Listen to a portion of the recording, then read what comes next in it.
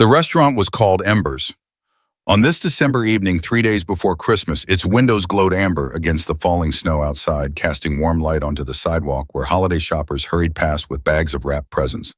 Inside, the air smelled of roasted meat and expensive wine, and soft Christmas carols drifted from hidden speakers throughout the candlelit dining room. Crystal chandeliers hung from the ceiling, and the tables were draped in white linen that probably cost more to clean than Marcus Webb earned in an hour. He arrived wearing his only sport coat, the one he reserved for parent-teacher conferences and job interviews, feeling immediately out of place among the well-dressed couples and business executives who populated the other tables. He waited at a table set for two beneath garlands of pine and silver bells, checking his phone every few minutes with growing unease. 40 minutes passed, then 50. The messages he sent went unanswered, disappearing into a digital void that offered no explanation or comfort. But the food kept coming in dishes. He never ordered bottles of wine. He never requested each one placed before him by servers who smiled professionally and said nothing about the empty chair across from him. When Marcus finally stood to leave, his face burning with a mixture of humiliation and confusion, the manager appeared with a bill that made his stomach drop. $873. The number seemed to pulse on the paper, mocking everything he thought he knew about this evening. Before he could speak, before he could stammer out some inadequate explanation or plea for mercy, a woman's voice cut through the soft holiday music from somewhere behind him. "Put that on my account, and we need to talk about how this happened." Marcus turned toward the voice, his face burning with shame and confusion. The woman was already on her feet, moving with quiet authority across the candlelit dining room. She wore a simple black dress, no jewelry, except for a thin gold watch, and her expression revealed nothing as she approached the tense scene unfolding near his table. "I appreciate the offer, sir," Marcus said, his voice tight with embarrassment, "but I can't accept that kind of help from a complete stranger. I don't even know you." The woman didn't argue or try to reassure him with empty platitudes. She simply looked at him with steady gray eyes and said, "You didn't order this food, you weren't told the prices, and you've been sitting here for nearly an hour waiting for someone who clearly never intended to show up. What happened to you tonight wasn't your fault, and it shouldn't cost you money you probably can't afford to lose." The manager, a slender man in his 50s with silver hair swept back from his forehead, shifted uncomfortably beside them. "Ma'am, our policy requires that all orders placed at a table be settled by the party occupying that table. I'm sure you understand that we can't simply—" "I'm aware of your policy," she interrupted, her tone measured but carrying an edge that made the manager stop mid-sentence. "I'm also aware that your staff seated this gentleman at a table with a prearranged order without confirming his identity or explaining the arrangement. That's not standard procedure. That's negligence. And it's exactly the kind of negligence that creates serious liability for this establishment." Marcus watched the exchange in silence, his hands still gripping the back of his chair. Part of him wanted to walk away, to disappear into the cold December night and pretend none of this had ever happened. The humiliation was already burning in his chest, and having this stranger witness it only made everything worse. But another part of him, the part that had spent 4 years learning to swallow his pride for the sake of his daughter, recognized something in this woman's intervention.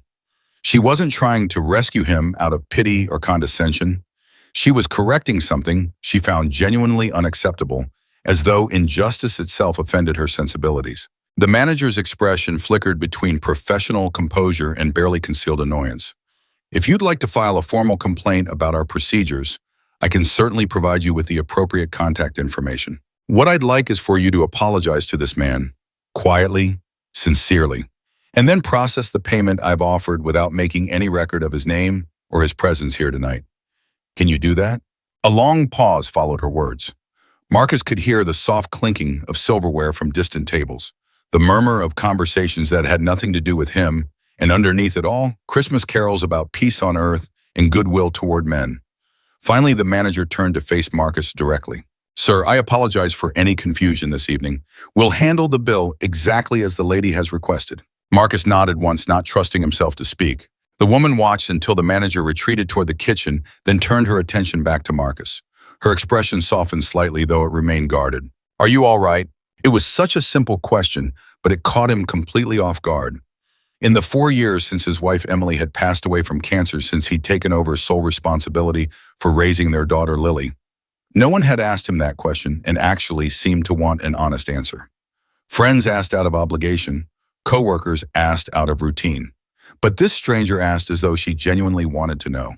I don't know, he admitted, the honesty surprising even himself. This whole night has been something I can't quite process. I thought I was meeting someone I'd been talking to for weeks, and instead I got this. A con, she said plainly. A deliberate scheme designed to extract money from you through embarrassment and confusion. Someone used a dating app to lure you here, arranged an expensive meal under your reservation without your knowledge, and planned to leave you holding a bill you couldn't possibly have expected. You're not the first person this has happened to, and you won't be the last unless something changes. Marcus felt those words settle into his chest like stones. A con, a scheme. He thought about the profile photo of the woman he had been messaging for 2 weeks. Her warm smile and kind eyes, the way she'd laughed at his self-deprecating jokes about being a single dad who couldn't cook anything more complicated than grilled cheese sandwiches. He thought about the hope he'd allowed himself to feel, the careful optimism that maybe, just maybe, he was ready to try again. Why would someone do this? Because they can, she said simply. Because this restaurant has a reputation for discretion, and because men who come here alone, hoping to impress someone they've never met, rarely make a scene when things go wrong. They pay the bill, swallow their shame, and never talk about it again. He looked at her directly for the first time, really studying her face. No pity in her expression, no condescension or judgment, just a kind of clear-eyed recognition of the facts as they existed. Thank you, he said finally, for stepping in like that. You really didn't have to get involved. No, she agreed, a slight smile playing at the corners of her mouth. I didn't, but I wanted to. She paused, then gestured toward the table where he'd been sitting. The food is already made. It would be a shame to let it go to waste, and I suspect you could use a decent meal that doesn't come with any strings attached. The woman returned to her own table, a corner spot with a clear view of the entrance, and sat down gracefully. She left the seat across from her empty, an invitation, not a command. Marcus stood there, weighing his options. He could leave now, walk out into the cold December night, and try to forget any of this had happened. That was the safe choice, the choice that protected what remained of his dignity. But something made him stay. Maybe the genuine kindness he'd seen in her intervention. Maybe simple loneliness. Or maybe something Lily had said 3 months ago when she found him eating leftover macaroni and cheese over the kitchen sink at 11 o'clock at night. Dad, she'd asked with the devastating honesty only a 7-year-old can muster. Are you lonely? He'd lied to her, then told her he was fine, but they both knew the truth. He sat down across from the stranger who had just paid $800 to spare him from humiliation. She poured water into his glass without comment. I recommend the risotto. It's probably the only thing on this menu that's actually worth what they charge for it. Despite everything, Marcus felt the corner of his mouth twitch. I thought the food was already ordered. It was, but you can still enjoy it without pretending it's worth $800. Outside the frost-covered windows, the snow had begun to fall more heavily. Thick flakes drifting down through the glow of Christmas lights strung along the street. Inside the restaurant hummed with quiet conversations, people celebrating the holiday season, with family and friends unaware of the small drama that had just unfolded. The conversation that followed was careful, circling around the obvious pain points without landing directly on them. She asked what Marcus did for work, and he found himself telling her about his job at the community center in Portland, how he spent his days coaching youth basketball for kids who reminded him of himself at that age, running after-school programs for families who couldn't afford private childcare, filling out grant applications that never seemed to lead anywhere meaningful. She asked about his commute, and he described the 20-minute drive through downtown, past old brick buildings, slowly being converted into expensive loft apartments he would never be able to afford. She listened more than she spoke, and when she did offer something about herself, it was measured and careful. She mentioned traveling frequently for work, though she didn't specify what that work entailed. She described a childhood spent in New England winters filled with deep snow and long silences that taught her to appreciate solitude. She said nothing concrete about what she actually did for a living. Marcus found himself relaxing despite the strangeness. There was something grounding about her presence, a steadiness that made him feel less like a man who had just been publicly humiliated and more like someone simply sharing a meal with an interesting new acquaintance. Can I ask you something? He said, eventually setting down his fork. You can ask. I might not answer. Why were you eating alone tonight? A place like this 3 days before Christmas. Most people come with family or dates. I was waiting, she said simply, for the right moment to see something clearly. Marcus didn't fully understand what that meant, but he sensed it was all the answer he was going to get tonight. So instead of pushing further, he offered something of his own. I haven't done this in a long time, he admitted. The dating thing. My wife passed 4 years ago. Lily, our daughter, she's 7 now. She's been asking questions I don't have good answers for.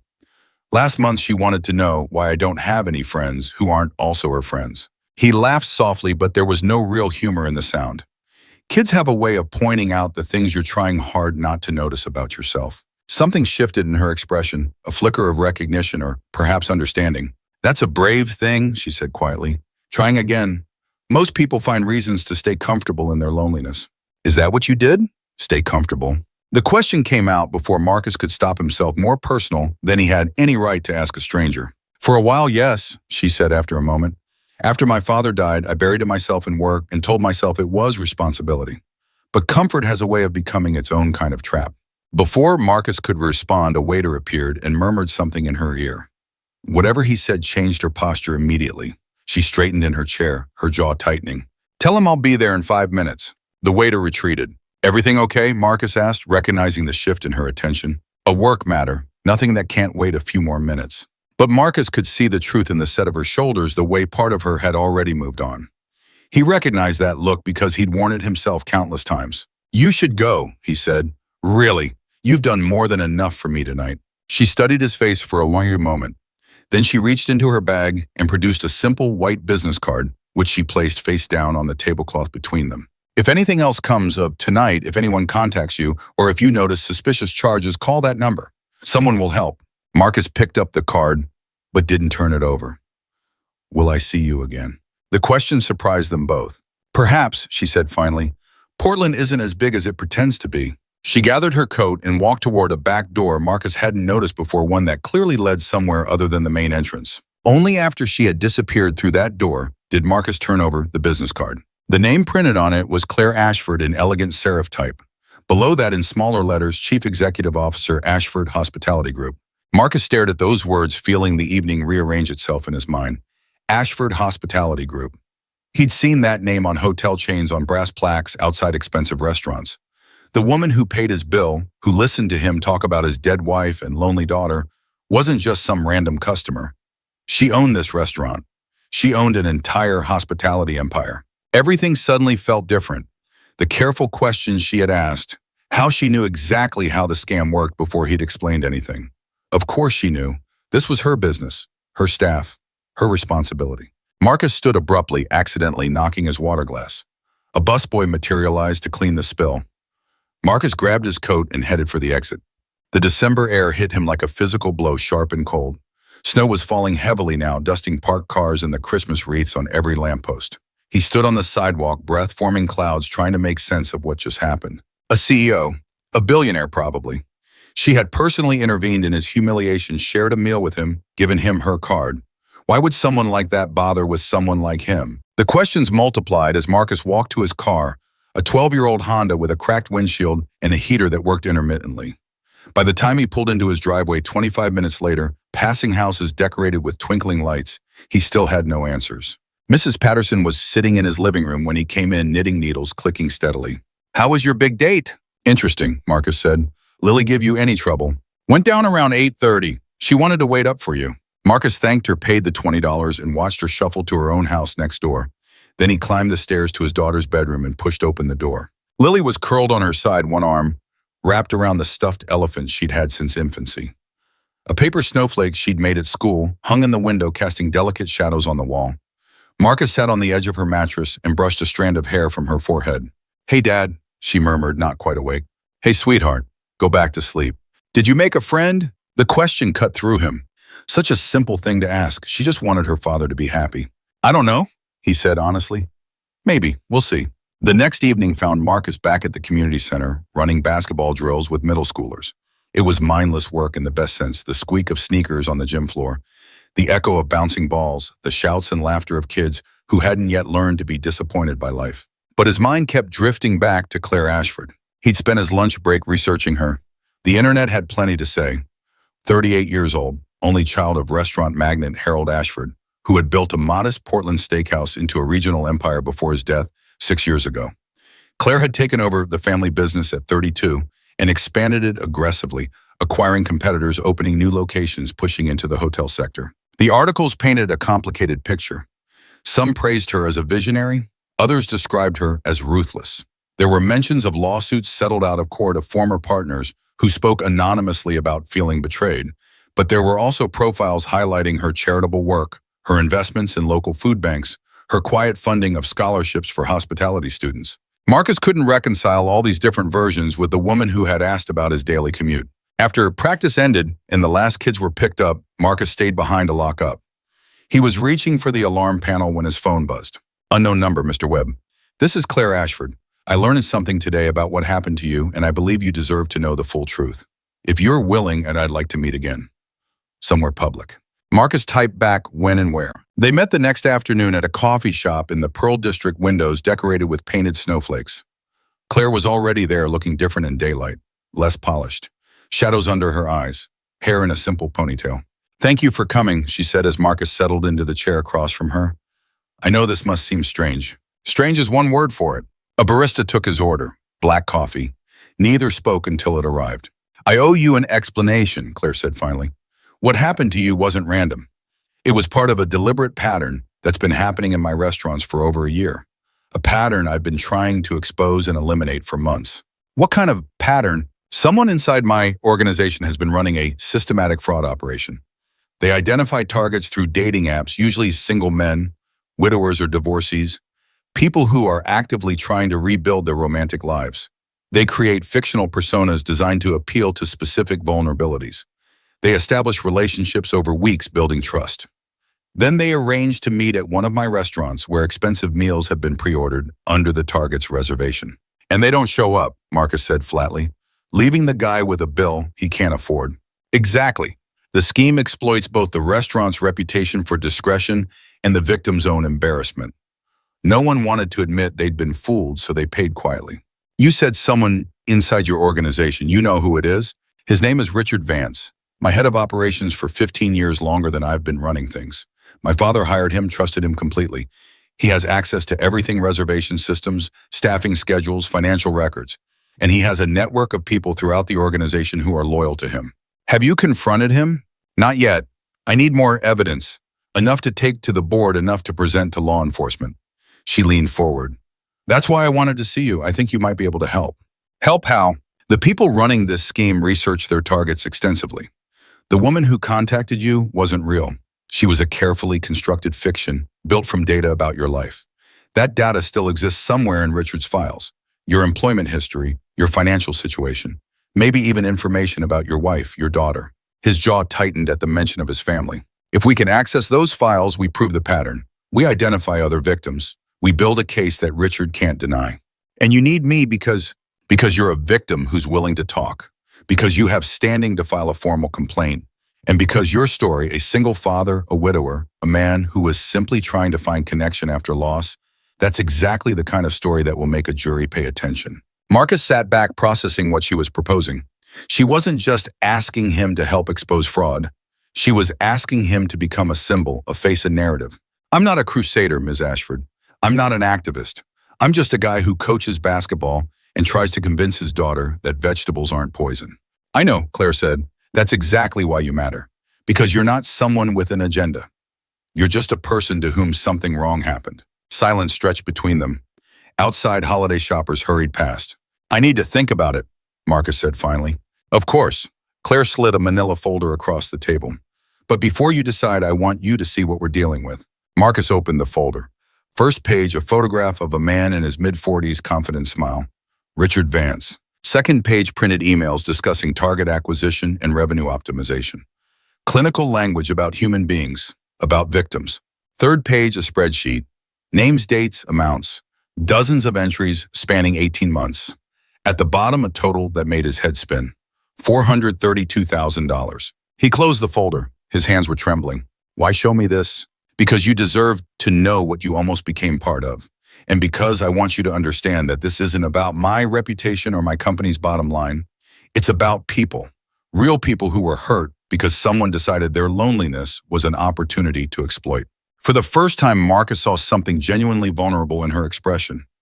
Not weakness, something raw. Accountability she couldn't delegate. "I'll think about it," he said.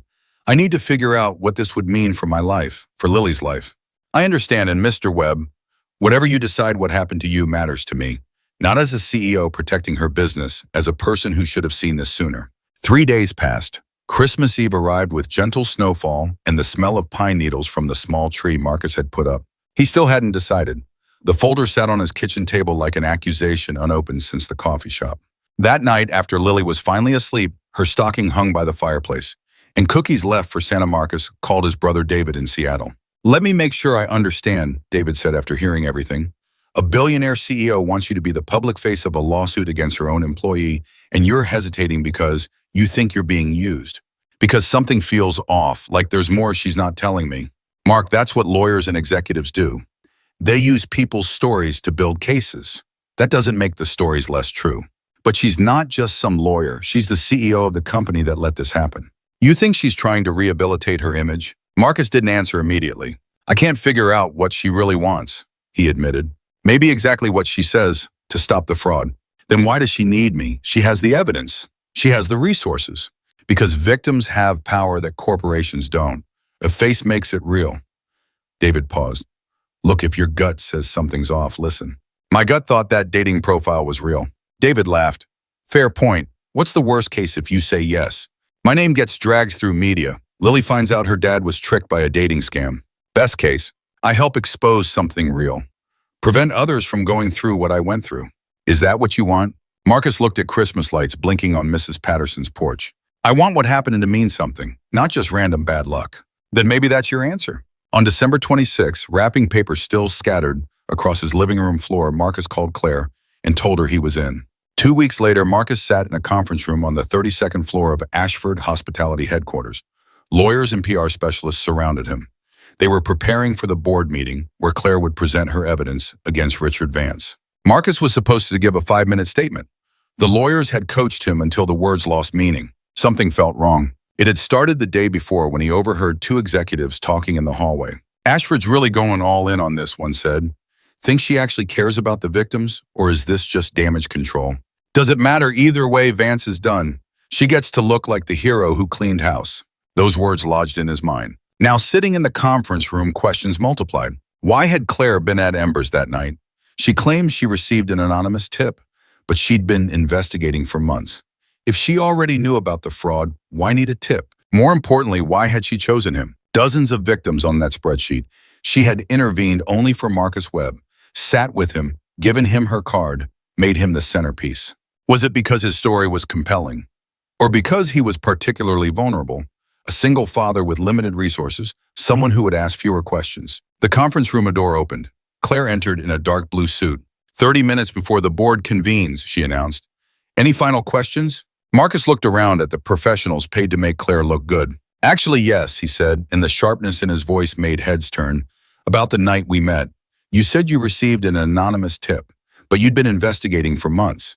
If you already knew about the scheme, why did you need a tip?" Silence fell over the room. "The tip provided specific details," Claire said carefully. "A date, a time, a method. It confirmed things I suspected but couldn't prove. And you just happened to be available. No other commitments 3 days before Christmas. I made myself available. This was important. Important enough to sit down and have dinner with one of the victims, to share personal information, to make me feel like we had some kind of connection." The PR director started to speak, but Claire raised her hand. "If what you're asking is whether my intervention was genuine, the answer is yes. I didn't know who you were when I walked into that restaurant. And that's why you're putting me in front of your board, because I'm a person, not just a name. Your story illustrates what's been happening in a way that numbers can't. My story matters to your case, but do I matter or am I just another asset?" Silence stretched unbearably. Then Claire stood. "Everyone out. I need to speak with Mr. Webb alone." The lawyers protested. She silenced them with a look. Within 30 seconds, the conference room was empty. Claire moved to the chair directly across from Marcus. "You're right to question my motives," she said quietly. "I haven't been entirely honest with you." "About what?" "About why I chose you." She folded her hands on the table. "When I received that anonymous tip, it didn't just contain general information. It included a list of upcoming targets. Your name was on that list. I knew who you were before you walked into Embers." Marcus felt his chest tighten. "You knew my name. Your name, your situation, your vulnerabilities. The same information Richard's people had gathered. I made a decision to intervene specifically in your case." "Why?" Claire was quiet for a moment. "Because of your daughter, Lily." Marcus felt the room tilt. "The dossier on you included information about her. her school, her schedule details that had no legitimate purpose. And at the bottom, there was a note about contingency measures, steps to take if you resisted paying the bill. What kind of steps? Threats, implied threats about contacting Child Protective Services, suggesting you were an unfit parent who frequented expensive restaurants while neglecting responsibilities. It was leverage, insurance to make sure victims stayed quiet. Nausea rose so quickly Marcus had to grip the table. They were going to threaten my daughter. They never got the chance. I made sure of that. But yes, that was Richard's playbook. Her voice was steady, but Marcus could see the tension in her jaw. When I read that dossier, something broke in me. I have no children of my own. I've made choices that prioritize career over everything. But the idea that someone could weaponize a 7-year-old girl who just wants her father to be happy. She shook her head. I couldn't let that stand. Marcus released the table. His hands were trembling. So your intervention wasn't about me, it was about her. It was about both of you. Richard saw your love for your daughter as a vulnerability to exploit. I saw it as something worth protecting. You could have told me this from the beginning. I was afraid that if you knew how much I knew about you, you would never trust me. And I needed your trust. Not just for the case, she paused, for reasons I don't entirely understand myself. The clock on the wall ticks steadily. The board meeting starts in 15 minutes, Claire said. You can still walk away.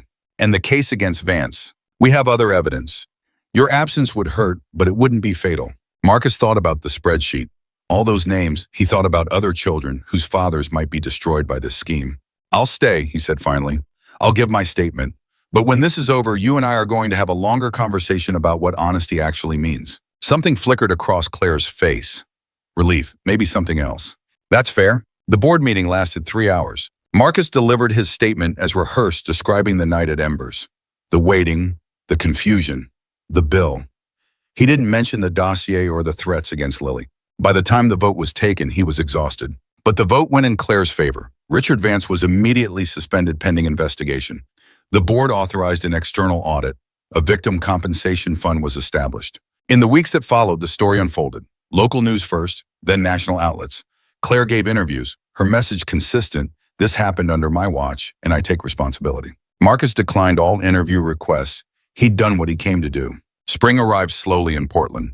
The Christmas decorations came down, replaced by cherry blossoms. On a Saturday afternoon in early April, Marcus took Lily to a park near their house. His phone buzzed. Claire, can we talk in person? They met at the same Pearl District coffee shop.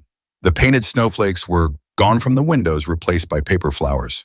The investigation is complete, Claire said. Richard has been charged with wire fraud, conspiracy, and theft. He'll spend years in prison. Good. The compensation fund has contacted everyone on the spreadsheet. 43 people. Most didn't know they'd been deliberately scammed. They thought they'd simply made poor choices. How much did they lose? Over $400,000 collectively. One man lost $12,000, his mother's medical bills. Marcus thought about his own $800. I'm sorry for how hard I was on you in the conference room. Don't apologize, you were right. I had been manipulating the situation even for good reasons. She set down her tea. Which brings me to why I wanted to see you. I have a proposition.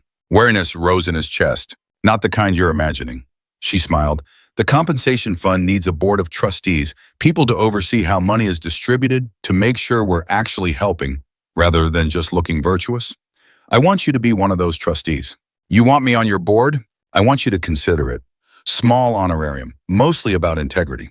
I'd need to think about it. Talk to Lily. Of course. She handed him a smaller folder. Information about the fund. Take your time. Can I ask you something? Always. What happens now for you, I mean? Claire considered the question. Honestly, I don't know. For 6 months, everything was about this. Fixing what went wrong. Now I need to figure out who I am when I'm not in crisis mode. That sounds healthy. It sounds terrifying. She laughed softly. But maybe that's the point. They talked for another hour. Marcus told her about Lily's ballet progress, the grant he'd secured for the summer program. Claire talked about her childhood, about her demanding father and quiet mother. By the time they said goodbye, afternoon had faded to evening. 2 months later, Marcus accepted the position on the board. A year passed, marked by seasons that seemed to move differently now that Marcus had somewhere to be besides work and home, someone to talk to besides his daughter and his elderly neighbor. The snow that had fallen the night he met Claire melted into spring rain, which gave way to summer sunshine, which faded into autumn leaves that carpeted the sidewalks outside the coffee shop where they met every few weeks. The board meetings took Marcus downtown monthly, where he sat at polished tables with lawyers and executives and argued passionately for the interests of people who would never set foot in rooms like those. People like him, people who worked 2 jobs and still couldn't afford decent childcare, people who had been targeted because their loneliness made them vulnerable. To his own surprise, he was good at it.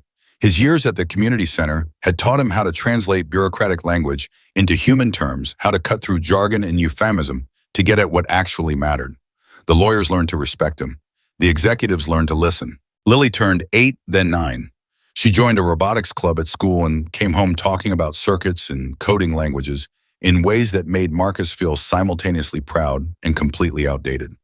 She stopped asking whether her father was lonely. Instead, she started asking when she was going to meet his friend Claire, the one he was always texting, the one whose name made him smile when it appeared on his phone. Marcus didn't have a good answer for that question. He and Claire continued to see each other throughout those months, their meetings evolving from careful scheduled appointments into something more natural and unplanned. Coffee became lunch, lunch became dinner, dinner became long walks through Portland's parks, conversations that stretched for hours and covered everything from childhood memories to fears about the future. They talked about work and family and the strange, unlikely path that had brought them together.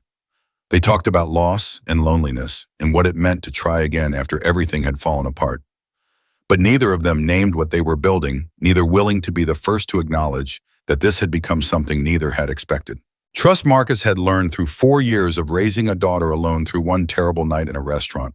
And everything that followed was something earned over time. It couldn't be rushed or demanded or assumed. It had to be demonstrated day after day, choice after choice, until it became as natural as breathing. On a Thursday evening in late September, with the first hints of autumn coloring, the trees outside Marcus was walking to his car after a board meeting when Claire caught up with him in the parking garage. "Got a minute?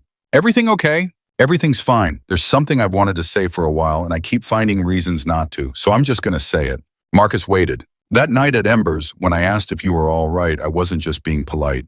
I was recognizing something in you. A loneliness I understood even though our lives looked completely different. I remember. What I didn't tell you is that I went home that night and couldn't sleep. Not because of the case or Richard or any business concerns. Because of you. Because you were the first person in years who looked at me like a human being instead of a title." His heart accelerated. "I'm not asking for anything," she said quickly. "The power dynamics are complicated. You have Lily to think about. Trust takes time." She took a breath. "But I needed you to know that whatever this is, friendship or partnership or something else, it matters to me. You matter to me.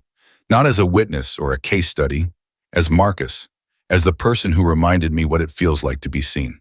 The parking garage was empty except for them. Fluorescent lights hummed overhead. "Lily's been asking about you," Marcus said slowly. Claire blinked. She wants to know why she hasn't met my friend Claire yet. I'm running out of excuses." A smile broke across her face. "What kind of excuses?"